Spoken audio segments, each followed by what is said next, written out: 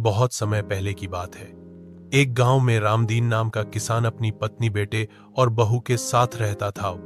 उसका बेटा जवान और मेहनती था और बहू सुंदर, संस्कारी और ईश्वर भक्त। उसका नाम था सरिता। सरिता देवी दुर्गा की बहुत बड़ी भक्त थी। वह सालन नवरात्रि में व्रत रखती, रोज घट स्थापना करती, अखंड ज्योति जलाती और पूरे 9 दिन तक मां दुर्गा की पूजा करती। रामदीन की पत्नी यानी सरिता की सास देवी पूजा को इतना महत्व नहीं देती थी। वह कहती, इतना क्या करने की जरूरत है, देवी कोई घर में बैठी है क्या। पर सरिता शांत रहती। वह मानती थी कि नारी में ही देवी का वास होता है और अगर नारी सच्चे मन से प्रार्थना करे तो देवी स्वयं प्रकट हो सकती है।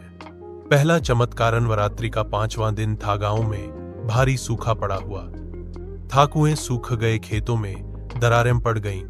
गांव वाले परेशान थे। सरिता ने देवी मां से प्रार्थना की है, मां दुर्गा अपने भक्तों पर दया करो, पानी दो, जीवन दो, कृपा करो। उस रात सरिता ने सपना देखा कि मां दुर्गा स्वयं उससे कह रही है, बेटी सुबह सूरज उगने से पहले खेत में जाओ।